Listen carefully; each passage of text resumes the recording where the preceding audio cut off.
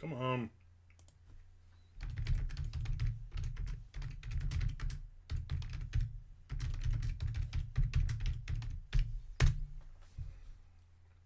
I'm here. Welcome in. It is Wednesday, June 25th. Today I am going to eat this Hershey Kiss. Get some writing in.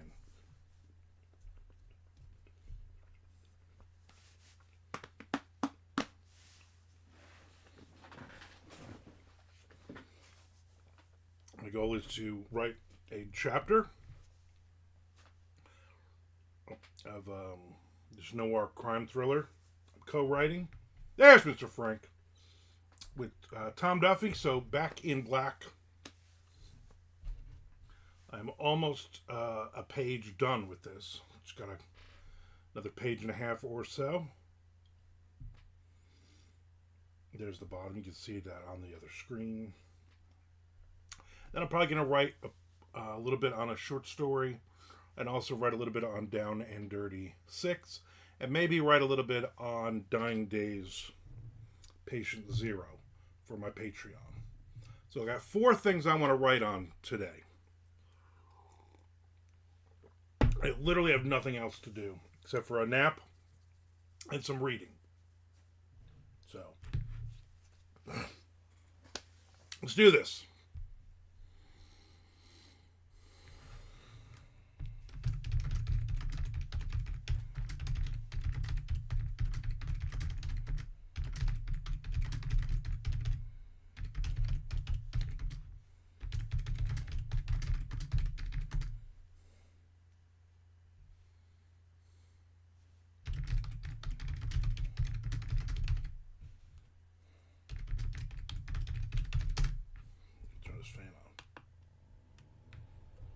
Great Bingo Boingo shirt. Yes, it's my Bingo Boingo shirt. I don't even know what the hell Bingo Boingo is. Remember, I'm a lot older than you. Really, it autocorrected Oingo, but not Boingo.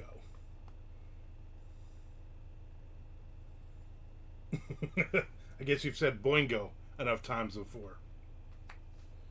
Your wife messages you. She's like, "Hey, I'm gonna make spaghetti and meatballs for dinner," and you're like, "Boingo!" Hey, let's go. Let's go on the boat to the lake house this weekend, and you're like, "Boingo!"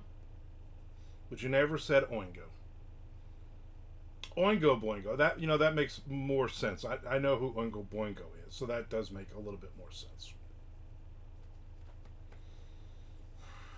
I like Bingo Boingo though. That seems like a crazy cartoon that they always had on Channel 11 when we were kids.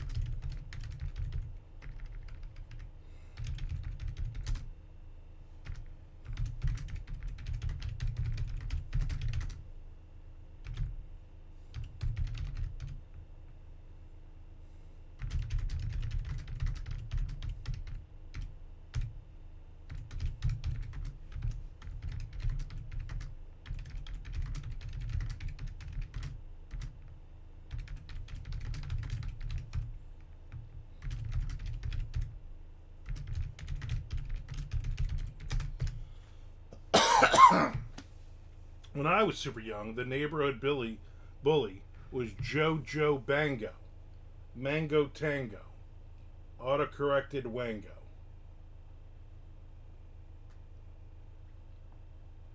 Mango Tango, love that song. Love it. By Ned Tugent, I believe, is the singer.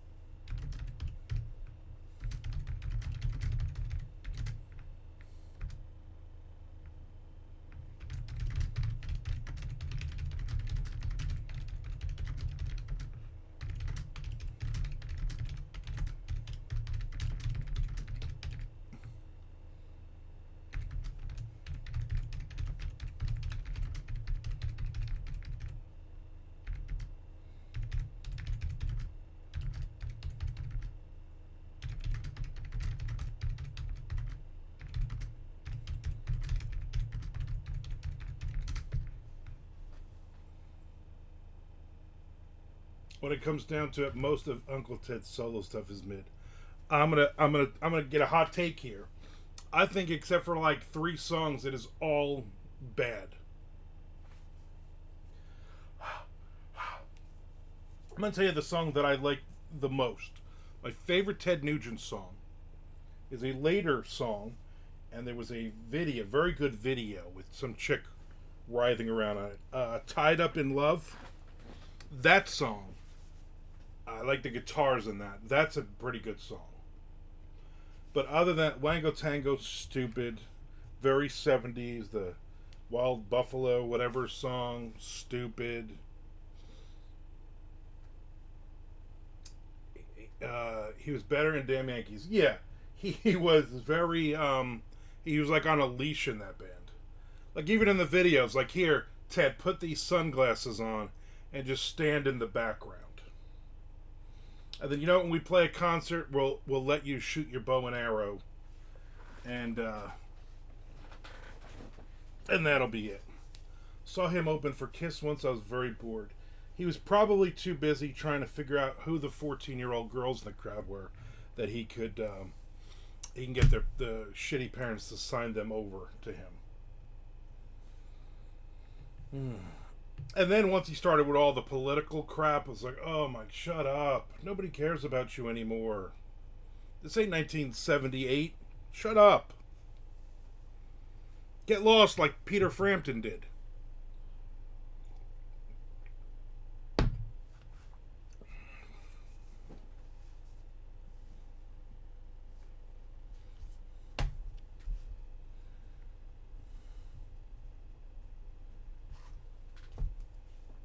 Enough with you, buddy. Enough.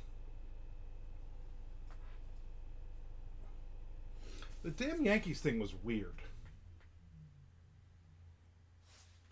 You know? Like, of all the people grouped in with that, like they couldn't find another guitar player. I'm not saying he's not a good guitar player. I'm just saying it just seemed like a little odd for that group. Go do a $5 podcast nobody will listen to. Exactly. You know what I'm saying? Mango Tango, buddy. Mango Tango. I guess Nick's not on yet because I'm on another page here. That son of a bitch, man. I was going to go on, I was going to do YouTube Live yesterday. My wife was gone from like 10 in the morning to like 10 at night. And I just was like, I just don't want to. You know, I just don't want to. I wrote yesterday, which is fine. And then I was like, you know what? I could do this, and I'm like, no. And then it was later. Then I had dinner. And then I made lobster ravioli, Maine lobster ravioli for dinner for myself. And then I was like, oh, you know what? 8 o'clock? Oh, we'll just watch baseball till 8 o'clock. And then Skinwalker Ranch was on. And I watched that, and I'm like, this is like every other episode where they shoot 7 different rockets into the sky, and every single rocket there's a problem.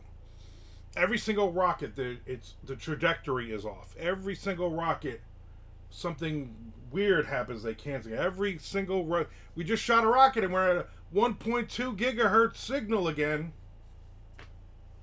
That should be your move. Stream on Twitch, but when you go take a poop, you live on YouTube. Yeah, or love YouTube. Like one within the other.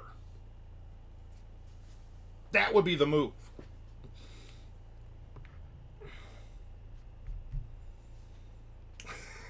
Walk and poop. I'll like wear a diaper. I'll wear one of the dog's diapers.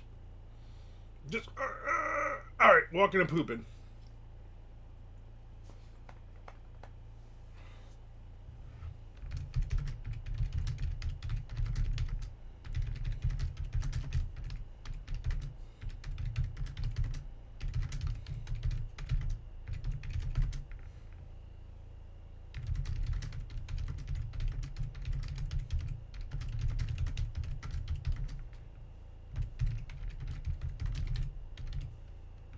Do not shit on that, you motherfucker.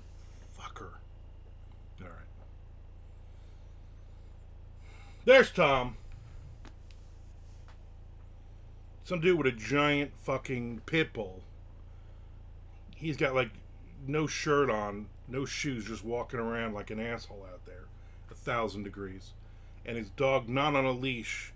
The dog just stopped and looked at the little free library bench, and I the leg started to go up, and then he walked away, and I'm like, if you piss on that, I will fucking kill you.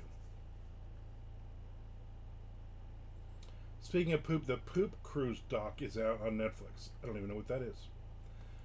Frank says, I finished the Crazy Toronto Mayor doc. I'm going to have to watch it. So my wife leaves Saturday morning, and she'll be gone until Tuesday night. She'll be up in Boston. So I would imagine I'm either going to get a lot of stuff done, or I'm going to watch a lot of stuff. Tom says, I listened to that podcast interview you did. She really couldn't understand the concept of a short story with a character from a book. Yeah, yeah. I'm not going to say more, but yeah. Yeah.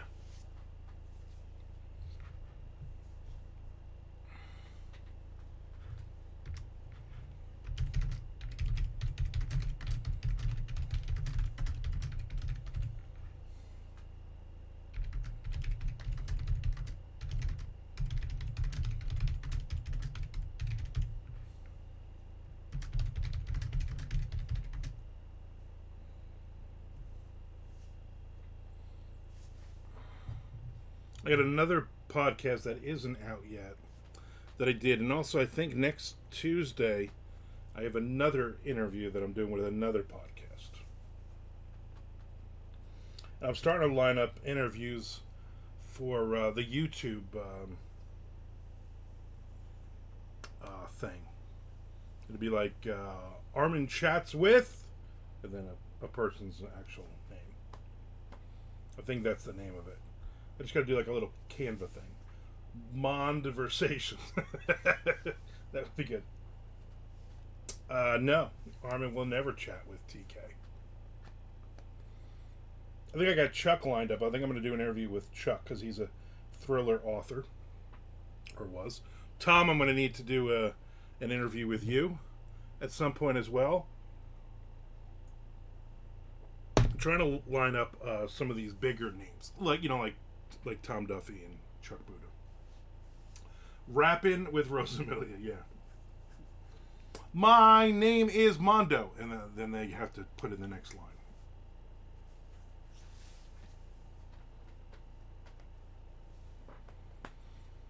So yeah, basically, when I first kind of threw it out there, I don't know, 15 horror authors. Like, oh, I'm in. Oh, you're going to be doing the podcast again. I'm like, it's not a podcast.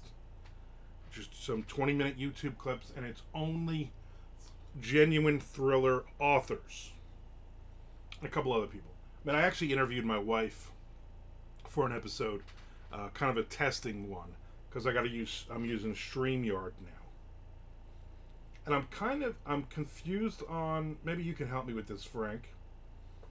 StreamYard, I don't know if you've done a lot with it. What's the easiest way to send somebody a link like a week or two ahead of time to say, hey, we're going to be on at this time on this date? Like, is the link the same every time, do you think? Or is it just that specific? Oh, just bring back Bazong. Yeah, Bazong definitely needs to come back.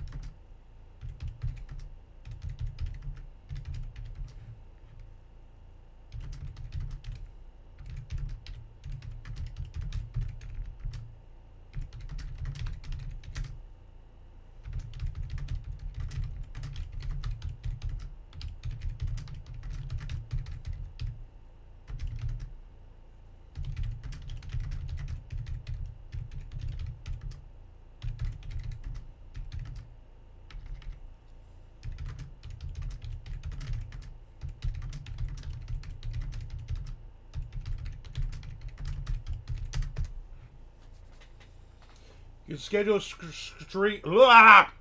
stream through streamers, and that link is only for that session. I don't remember how far in advance you can schedule, and it may not be an option if you're using the free version. It's been a minute since you. Yeah, I'm just using the free version. That's why I'm like, you know what? You get like 40 minutes.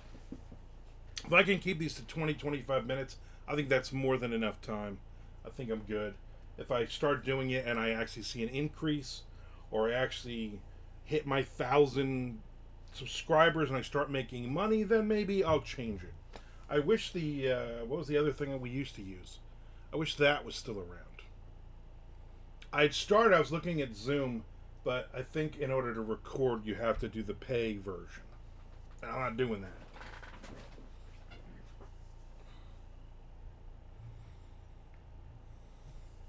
Then I basically record on StreamYard and then just download to my computer, and then I can edit from there. I'm not going to do much editing. I might do like an opening thing or something. Somebody said once you get paid on YouTube, you should always do 8 minutes or more. Because an 8-minute video on YouTube, once you start getting paid, they put a mid-roll ad in there, so you will get paid for that as well. Anything under 8 minutes is just a front and a back ad, they said. Trying to do my homework here. I watched a video today. The lady's got like 28,000 followers or something, and she does like 1920s fashion. She got a great set of boobs on her. And I'm sure it's because of the boobs, but she is making anywhere between $8,000 and $10,000 a month on YouTube. I've also watched somebody who basically has made about $2,500. A writer who's made about $2,500 for the year with 2,500 followers. So it's not just by how many followers; it's all the other stuff. So I'm hoping I can just get better with this on YouTube. And I definitely got to do some more stuff. Like I might. I definitely got it this weekend. So this weekend I have. What do I have? I thought I had something.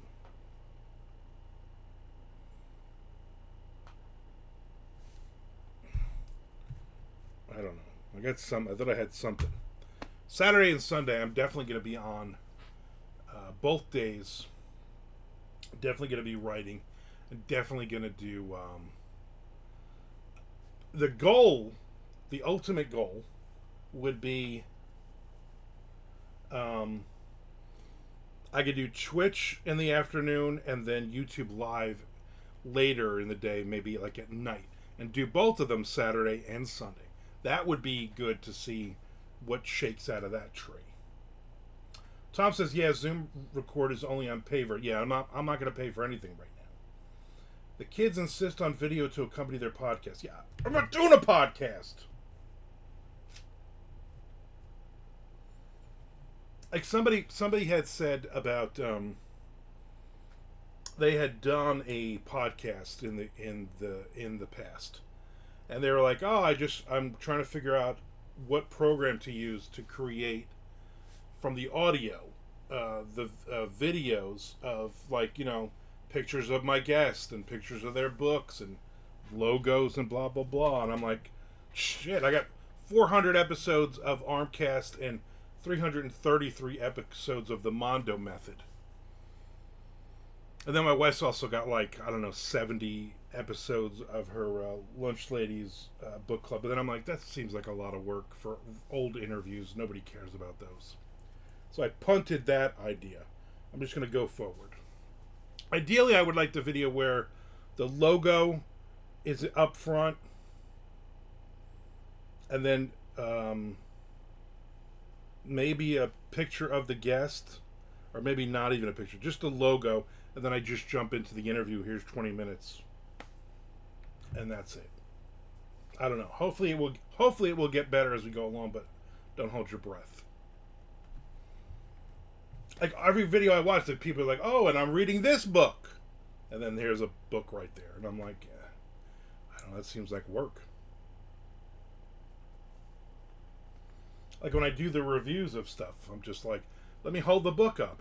Or if I've read it on ebook, let me put it in the corner here. Good enough. I gotta get those videos up to 8 minutes, though. I guess it doesn't matter now.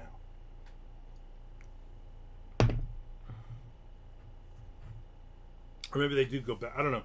I wonder if YouTube goes back and puts ads on your older videos. I would imagine they do. That would make sense.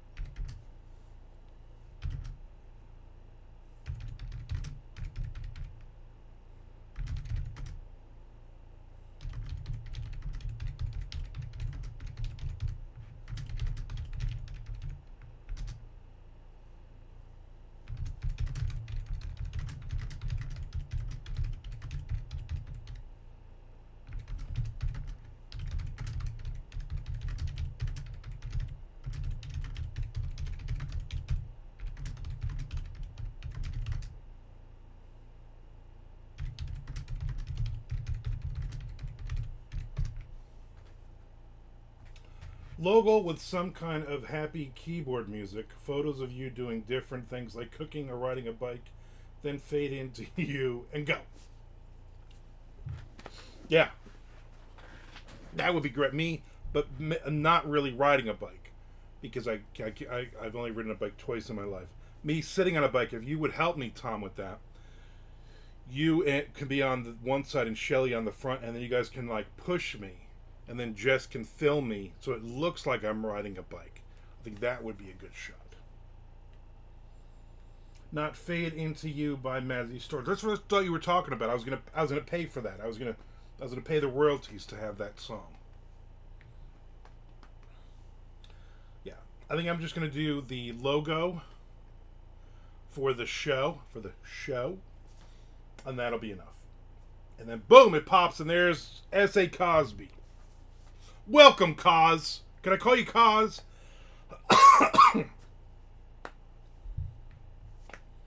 Let's talk pudding. No.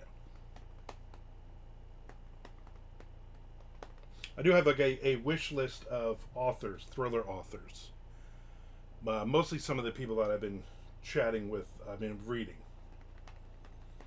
Cornered Jordan Harper at the convention. Yeah, my goal is... My goal would be for him, but that's the thing, okay?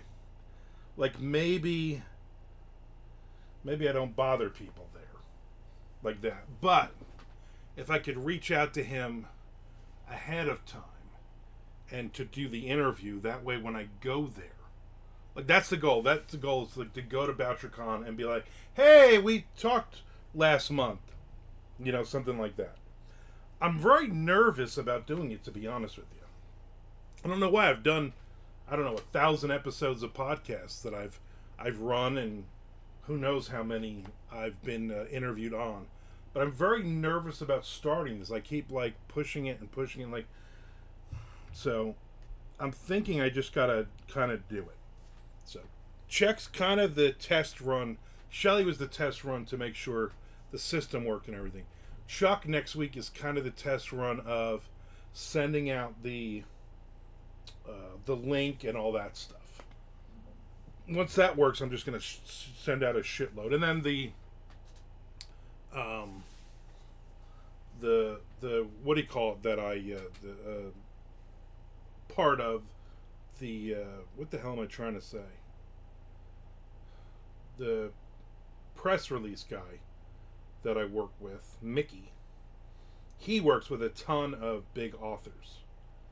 And so basically I told him that I was going to be doing this again starting up in like July, and he was like, oh, we gotta talk. I think Saturday we're supposed to do a Zoom meeting, and he's going to set up, but I'm like, it's not like it was. We're not doing this like crazy 1,000 of these, like you work with a shitload of people, and it's only thriller people. I don't want sci-fi and all this other crap that you work with. I only want like what's her name? Yeah, that lady. I don't even know who he works with. Yeah. So anyway, so between that and then all of the big 5 companies, I think like 3 of them I'm getting books from. And one of the publicists, I think the publicist for Macmillan, I'm thinking. Oh, Penguin. She is like, she's starting to send me anything thriller that they have. I'm on the list, and I updated my, make sure she had my right address and all that. And I told her, and she was like, oh my God, we would love to have you do a book review, a YouTube book review when the book comes in, and also we can set up interviews and stuff. So I'm like, you know what? Great. These are big 5 publishers. I can get some interviews. Bring some people in, hopefully. I'm at 252 followers right now on YouTube. So I am 748 I need to do. You don't want the woman who wrote the book about boobs. No. I've already interviewed her. If I haven't interviewed you yet, I would like to interview you. If I've interviewed you and you are a horror author, I'm not going to interview But basically, it's going to be like, okay, I'm going to try to get like Elmore Leonard. I'm sure he's not doing anything now, right? I'm sure Elmore would come on. Can I call you Mr. Leonard? Or maybe that's a bad example.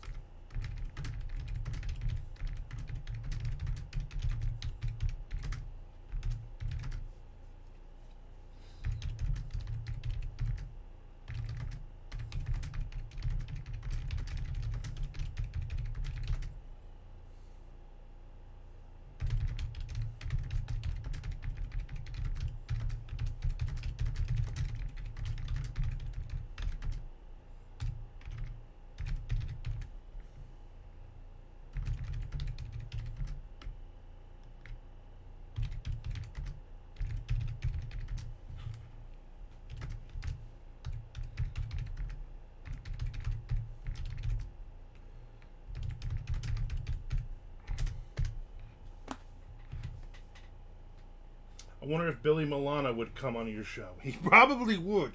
Nick, he probably would. Like, Billy, you remember me? 1995. I interviewed you. I'm the dude who brought up Krebs Society North. Remember that? He'd be like, no. His friends and BK call him Dutch. Barack Obama has written a book or two. Get him. I should. You know what? I think he's going to be on that other guy's podcast, though. So. What's up, Cat? That is your real name. You know what? If Barack Obama has written a thriller book, I'm in. Like, I just don't want to get big authors. I want to get indie authors too, and I read both. There's a couple of authors that I really, really enjoy. So the goal is to have this running in July into August into September. So when I go to BoucherCon, kind of cheat and look at the list of the people who are going, and then interview 2 or 3 of them right before, have those go live, and then I can hopefully turn that into a bunch more people. I think there's like 2,500 people or something crazy like that going to BoucherCon in New Orleans, in NOLA, down NOLA.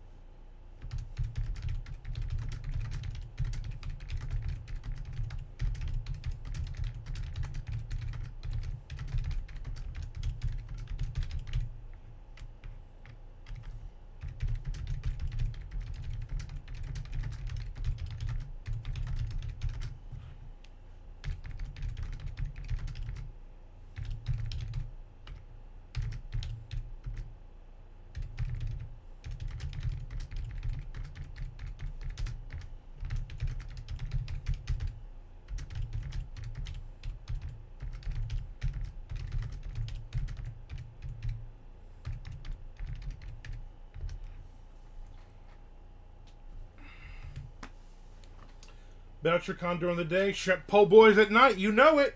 You know it. MMM po' boys. Bobby Boucher con. Love me a shrimp po' boy.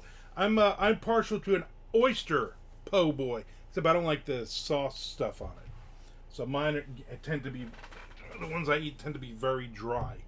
Whenever we go to Biloxi, in the restaurant, one of the restaurants in the casino that we go to, we usually get a food credit, so they're usually free. I always get a oyster po' boy. Po' boy. Oyster po' boy, you're breaking all the rules. Am I though? Am I? That's also a big seller down there. When we went to New Orleans the last time, one of the ball players from the Jacksonville Jumbo Shrimp, who used to live with us, he now plays. He's now a pitcher making several $1 million playing in Japan. Kyle Keller is from New Orleans, and he told us about a place. He's like, "Listen, the you're gonna go there and you're gonna fear for your life, but it's the best place. It's not a place where the tourists go. It's where the locals go." And man, that was a great effing po' boy. Delicious. But I don't think we're going to go back there. We'll probably just stay on the block. Wherever, I think the hotel is like downtown kind of thing. You know what? Po' boys don't have cheese. Yeah. I'm sure you can ask for it. I'm sure you can go, could you put some cheese on that? Could you melt some Swiss? I'm thinking of a sharp cheddar. Yeah, maybe yours don't. Right, yeah. A Jersey po' boy. It's like 6 different cheeses on it. You start with the cheese, and if you have any room left over for shrimp, then you put a couple shrimp on it.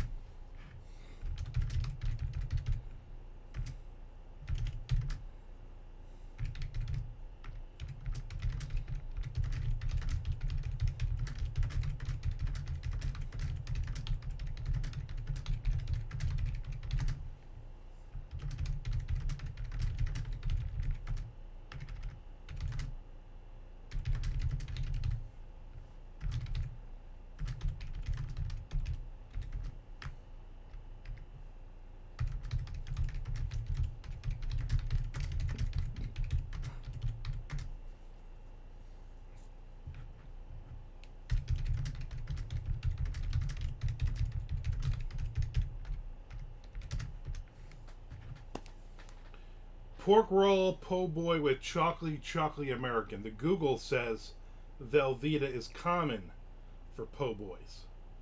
Government cheese is better than Velveeta. Nice. So I'm reading this book. Tom, I told you about it. It's The Saints of Narrows Street.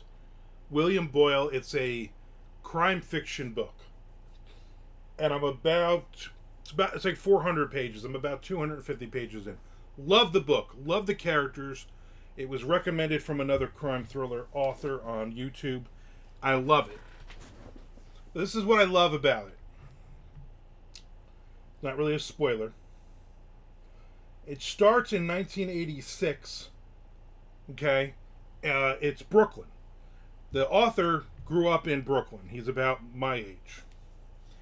And the cool part is the characters go to Lemoore and they listen to Anthrax and Whitesnake and stuff like that. And I thought the coolest part was one of the characters has his Walkman, and the cassette he's listening to over and over and over, White Lion Fight to Survive, the first album.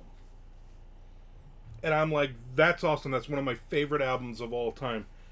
I listened to them before they became MTV huge. No, not Pride. Pride is the typical one you'd be like, oh, okay, it's White Line. It's one of the albums that they had on Atlantic Records. No, this is their indie release back in the day. I like that one line in the book, man, Scott Ian is really busy. Mr. Frank says, I grew up in Brooklyn. I'm about your age. I went to Lemoore. I listened to Anthrax and stuff. Yeah, pretty much. Anyway, it's a good book. And not only for that stuff.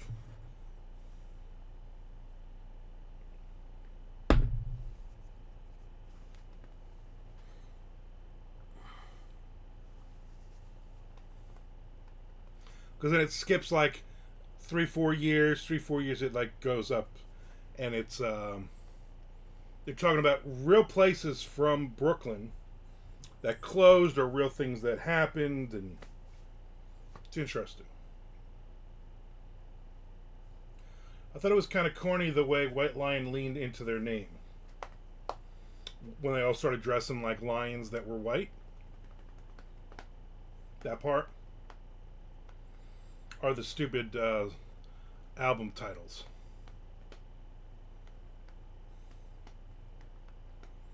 I think Mike Tramp's White Line is playing up in Jersey. Or they just played somewhere. Like Dingbats or something, probably. I'm telling you, that Fight to Survive album is a fucking killer. Every song. Where the children cry is all about lion attacks on kids. Yeah, I know. A little controversial. You can't put that song out now. Talking about eating children and stuff. I had to get this chapter done. Yeah, main attraction, pride, lion's share. I made that one up.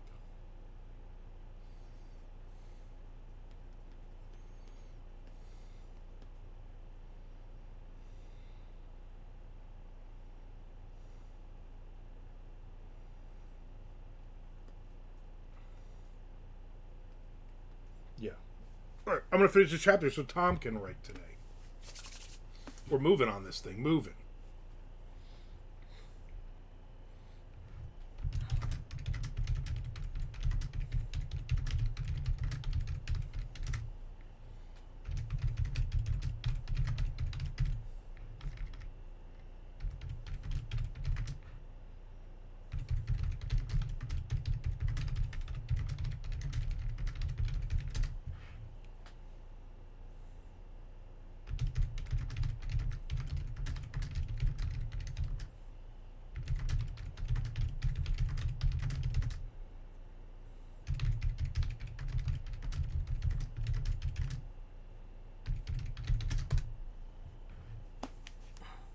Bro, you ain't the Scorpions. Knock it off with on the nose garbage. Radar Love is about ham radios. Yeah, obviously. I'm going to be on. I'm going to say something. What's this dude? What's this long-haired Amazon fool doing? I think he's got a couple packages for me. Nice. Video time later. Video time. Video killed the radio star. I'm going to be honest with you. Their version of Radar Love is mid. Obviously, Golden Earring, the original, is a great, great song. But I don't know, and they had a video for it. I'm like, no, why are you guys doing this? Like, I get your Mike Tramp is Swedish or whatever the hell he is, and that's, blah, blah, blah. I got enough. But radio's made out of ham, not actual ham radio. Yeah. Like, here's my radio, and I'm gonna eat this. I'm gonna slice it and make a sandwich. Not ham and cheese radios. Alright, let me go get my packages.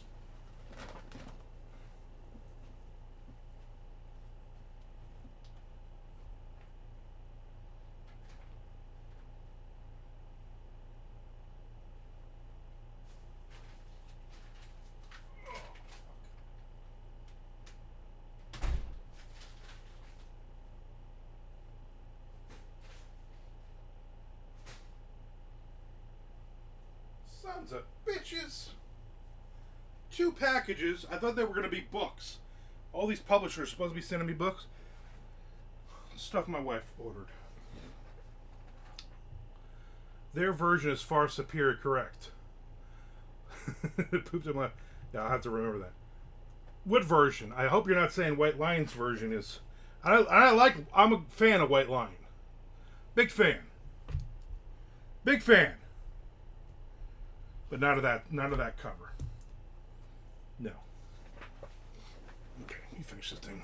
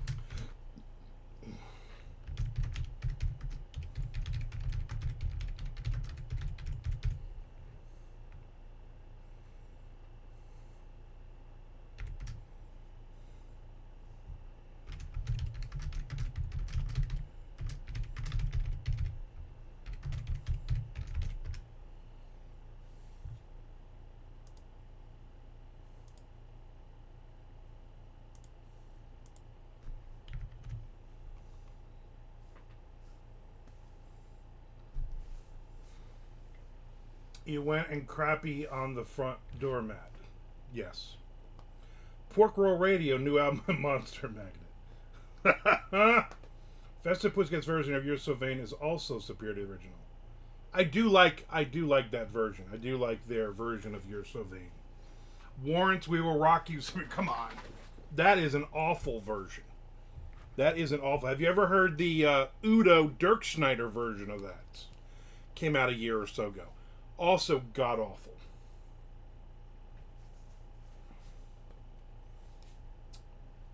Warrant doing Train by Blackfoot. Mid. Also not good. Smoking in the Boys' Room. Lame. Your Mama Don't Dance. Lame. Signs by Tesla. Lame. All those covers are stupid and unnecessary. The bands went through that thing where like you gotta throw a cover of some 70s song or something so we maybe can sell some albums here because we're about to throw all your asses out because Nirvana is here.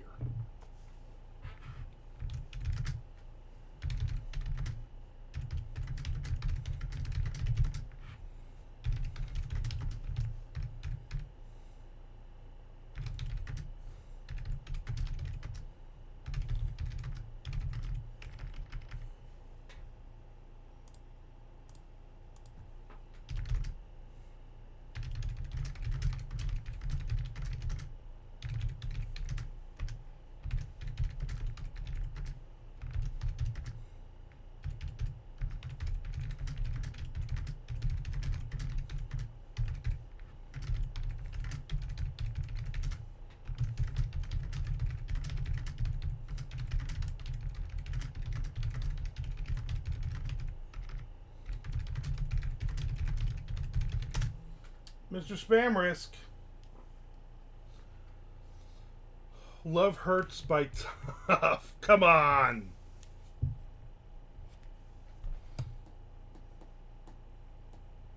I'm going to tell you, Love Hurts by Nazareth, which is a cover, is the better version.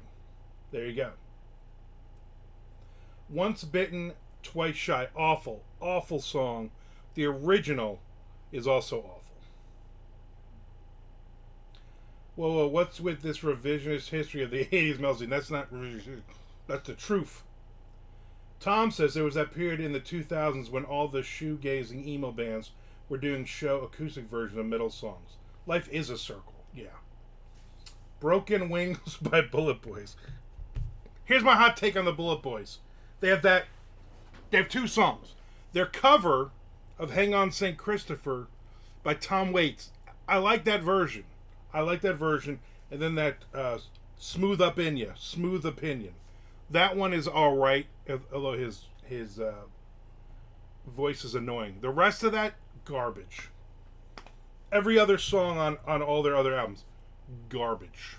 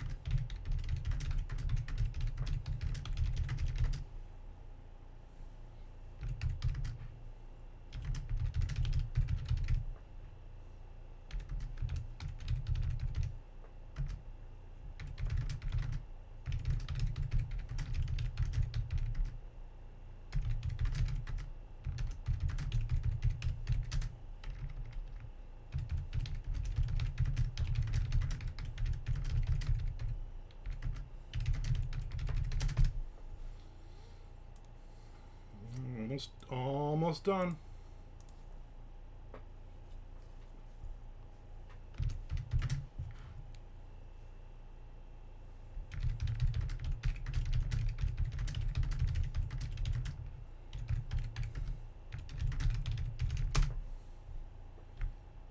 Chapter done.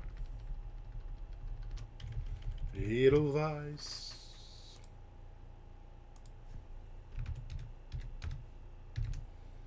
All on you now, Tom. All on you.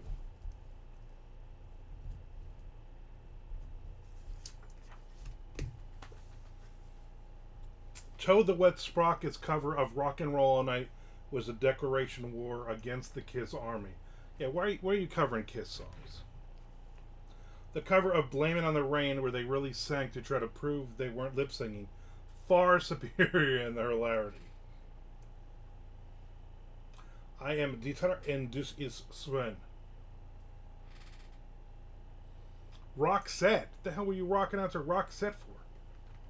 Their cover of whatever is superior to the original. I mean, I'm not going to argue with you on that. I can't argue with you on that about Roxette. I was going to write on a bunch of different things, but I don't think I'm gonna. I'm actually getting hungry. I did not have lunch today. I had a banana at about 11 a.m. My wife bought a banana. My wife buys 6 bananas. I always tell her, 3 bananas. 3. You buy bananas, then the next morning I eat one, the next morning, and the next morning. By day 4, the bananas are starting to get black. And if you even have a little spot of black on a banana, I am not eating that. No, thank you. Megadeth's No More Mr. Nice Guy. Awful. Very mid. Very. Megadeth's version of Anarchy in the UK, mid. Anthrax's version of I'm 18, mid. Declaration of War on the Alice Cooper Army. Yeah, see, it is better than their cover Anarchy in the UK. Yeah, that also awful.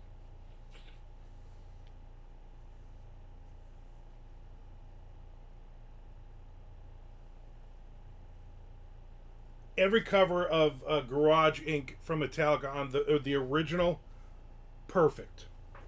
Love them. They do them all those songs justice. The rest of it now.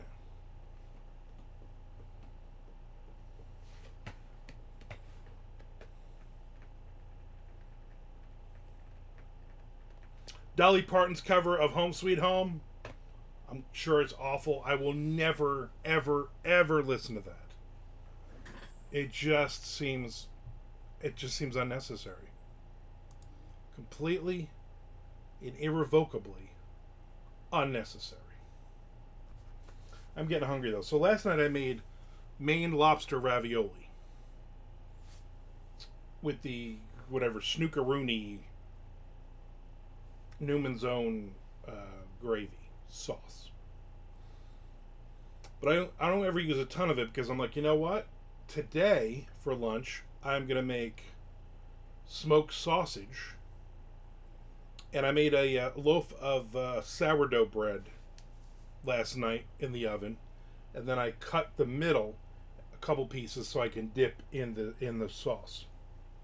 So I have both ends. I'm gonna take all the Malik out of the middle, and I'm gonna make the sausages, stuff the sausages in there with some Parmesan cheese, and then throw the gravy on top of that. And I'm gonna make a couple of sausage sandwiches for lunch. Should be fucking delicious. Bang Tango's 20th Century Boy. No, you keep bringing up awful, awful songs. Bang Tango had one song, two songs maybe. Not Snickerdoodle Sauce. No, that sounds not good. Although I think I have a Snickerdoodle coffee K-cup left. The problem is I'm down to like 15 K-cups to do my coffee of the day every morning, and like 4 of them are pumpkin. And I'm like, every now and then I'm like, I got to do a pumpkin one just to get it the fuck out, because I don't want the last 3 I do from this box to all be pumpkin. It would not be good. GNR Live and Let Die. Live and Let Die. Knocking on Heaven's Door. Sympathy for the Devil. Sympathy for the Devil is not a good cover. I'm going to tell you who did a great cover of that. Jane's Addiction. Jane's Addiction's version of Sympathy for the Devil, I think, is great. Knocking on Heaven's Door is alright, but listen to this, we got to check out. Go on YouTube. Check out the band Heaven. So it's an obscure metal band. I think they're from Canada, from the 80s. And they're called Heaven, and they did a Knocking on Heaven's Door. And they're also their big hit was something like Don't Go Where Evil Fears to Tread, something like that. I don't know, that was a good song back in the day. Live and Let Die, that's a good, alright. Heaven isn't too far away. I believe you're right, yes. Although, he was a lot closer to Jenny Lane than he ever imagined.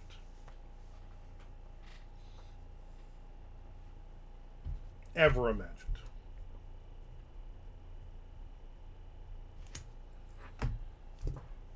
Crowbar's No Quarter. Deep Pull. Crowbar. Who the fuck is listening to Crowbar? Come on. Let's name a band that nobody actually listens to. Probably not the band either. Here's my thing. The only cover of a Zeppelin song that I like was Nuclear Assault doing what the hell song did they do? They did a song.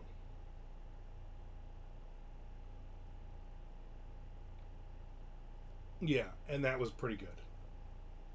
Exodus Lowrider, that's more funny than really a cover, I think.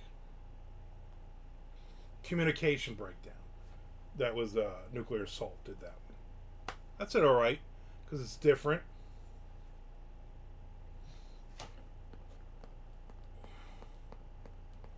Yeah, like every band had to do a cover of something like that.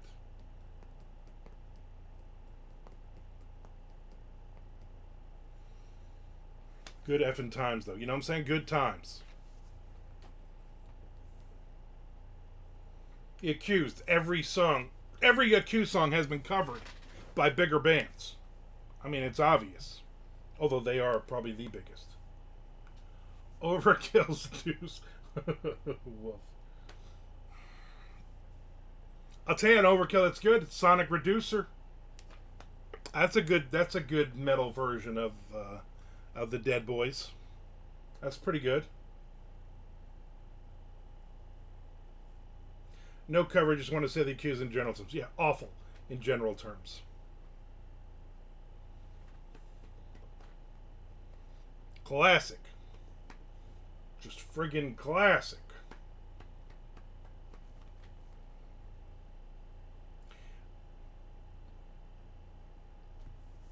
Now I'm going to have to go on Spotify and just go look up metal covers. Some of them are just awful, like 6 Feet Under and any of the Cookie Monster growling bands when they're covering like Oops, I Did It Again and stuff. I'm like, they're just retuning their guitars and the music is heavier and then it's just the guy fucking talking like the Cookie Monster. Like, how is that a good song?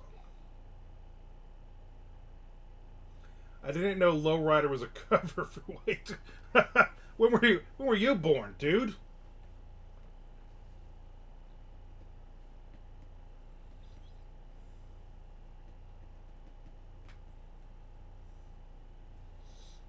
Sacred Reich's version of Holiday in Cambodia. It's a live version, is good. And even Dave Grohl did a version of Dead Kennedy's Holiday in Cambodia, which I thought was very good. I had a big blank spot of 70s music for a while. I imagine so. I didn't know who the Beatles were either. Yeah, you didn't miss much there. I didn't know Love Is for Suckers were a cover for longer than you didn't know Lowrider was a cover. Yeah, I know that was interesting. Have you heard the original? It's I like I guess Twisted Sister's version. Bathory's version of Girls Just Want to Have Fun. Ugh. There's just so many. Girls That Just Want to Have Fun is also a cover. I Love Rock and Roll, also a cover. She Don't Know Me by Bon Jovi, also a cover. Though I look at Love Is for Suckers as more like a single they bought. The original isn't much different. No. I like Dee's vocals on that. He gives a fucking performance on that. I think that album was supposed to be a Dee Snider solo album. And the record label was like, no.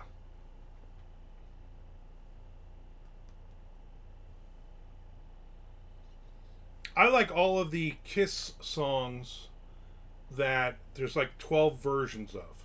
Like Vinnie Vincent doing Back on the Streets, and then Ace Frehley did Back on the Streets, and then Hide Your Heart, right? Like Hide Your Heart, Back on the Streets. So like Ace Frehley does a version, Vinnie Vincent does a version, John Norum from Europe band fame did a Back on the Streets version, and then basically anything that Gene Simmons wrote for Wendy Williams, like A Thief in the Night and a couple other ones. Then he just recorded with Kiss later on once she died. It was his Crimson Idol. I guess so. That's a good way of putting it.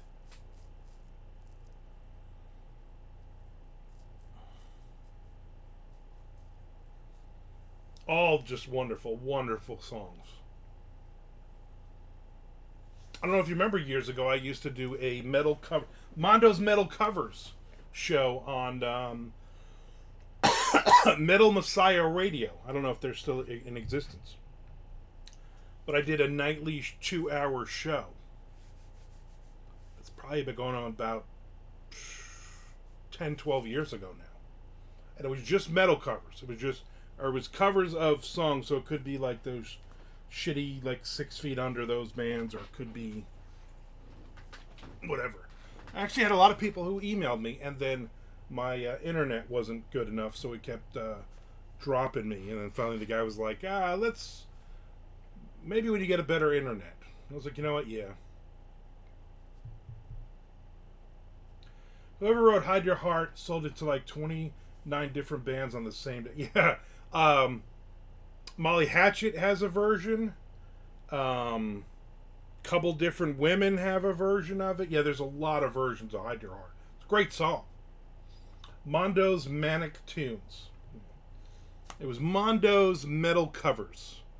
I even had a logo for it.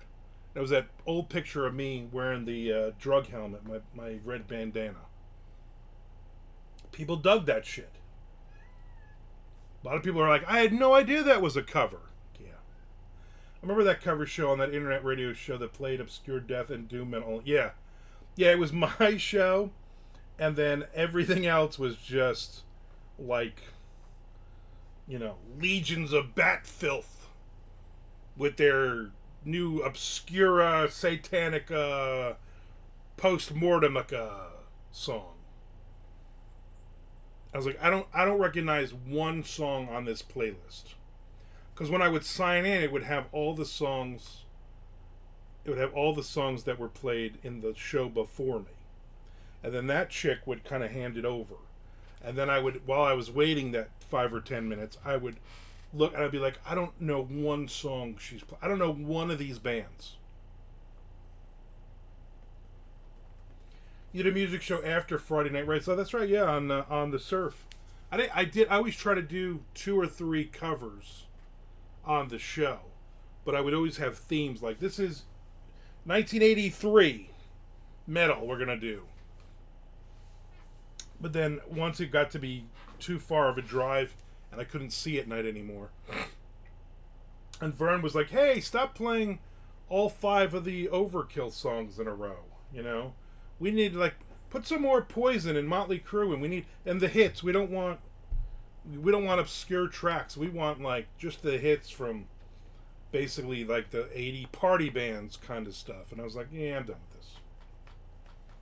Are there any Manowar covers? That's a great question. I don't know. Let's look that shit up. I got nothing else to do today. Manowar. Manowar cover songs. Just some dude named Dan Vask. VSC. He's covering a couple of them on... he's covered a bunch of their songs. He's a fan.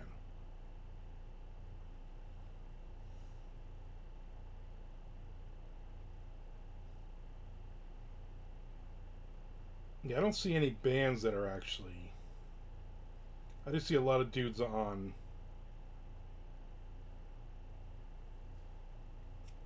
what do you call it?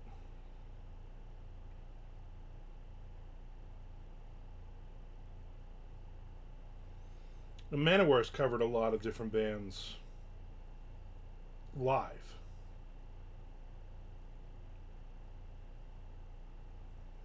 They did Heaven and Hell by Black Sabbath. Hocus Pocus from Focus. Twilight Zone from Golden Earring, another phenomenal Golden Earring song.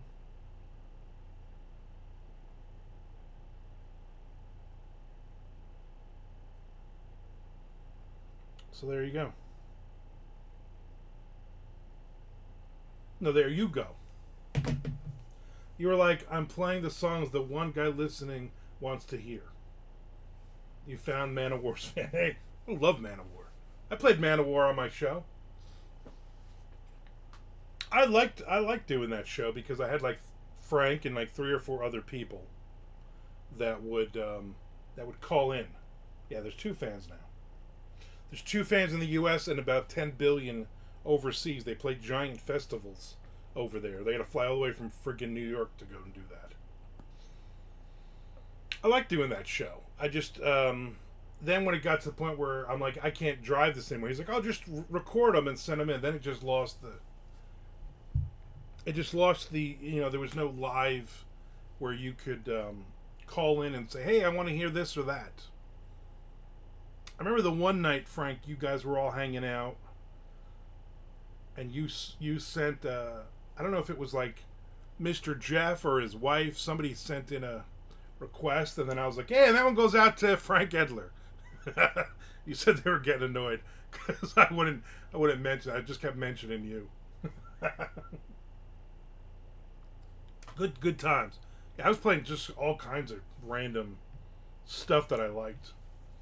It was basically to make me happy, and like there were people who, like random people that would send messages, and they were like to the radio station Twitter, and they're like, oh, play what, and I'm like oh, play Comfortably Numb by Pink Floyd. I'm like, fuck, play that garbage. You want to hear that? Go smoke a joint and sit in your closet and listen to that garbage. I'm not playing that crap here. But yeah, apparently I didn't play enough of those songs. I did play a lot of Autograph though. Still love Autograph. Didn't bums knock on the door during your show to use the bathroom? Yeah, that was a good one. Yeah, a couple of bums would knock on the door. Like there's literally says restroom. It's right next to us. The old man on the fishing pier that ran the bait shop, and he was open till like 11 every night. He was always an asshole. He was always like, we weren't allowed to put the speakers on outside. He would get mad if we played the music because he's trying to watch the Tonight Show or something. I don't know. That guy was always an asshole. But then we had a good time. I enjoyed it.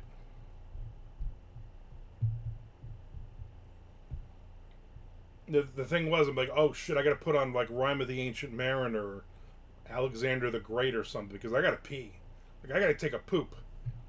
So then you'd have to put it on, leave the tiny little room, lock it, go to the bathroom, come back. Yeah, you'll scare yeah. And we'd get kids hanging out up there. You get just middle of the night drunk people just hanging out on near the pier, knocking on the door. But like, stop knocking on the fucking door. I had fun. And Vern will be DJing Shelly's birthday party. So it's like life is like a full circle of life, like a life circle. I don't know. All right, I'm wrapping this up. I'm hungry. I gotta go eat something and probably poop a couple times. It was like Keensburg of the South, exactly. It wasn't nearly as big, and there was no Zapolas. Otherwise, and no rides. Otherwise, it was like the same. It's literally the same thing. Thanks for hanging out with me, everybody. I will not be on tomorrow.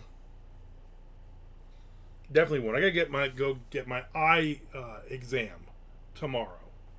So probably I'll be sporting some new glasses the next week or so. And then it's my mother-in-law's birthday. So we are going to the hibachi place. Tom will be there. Tom and Jess will be accompanying us. So Tom, make sure you order double veggies, no rice. And then they have some good seafood. So I'm looking forward to that. I mean, I do hibachi better than them, but whatever. All right, everybody. I'll see everybody on Friday. Nick, get your shit together. I don't know. All right, see everybody Friday.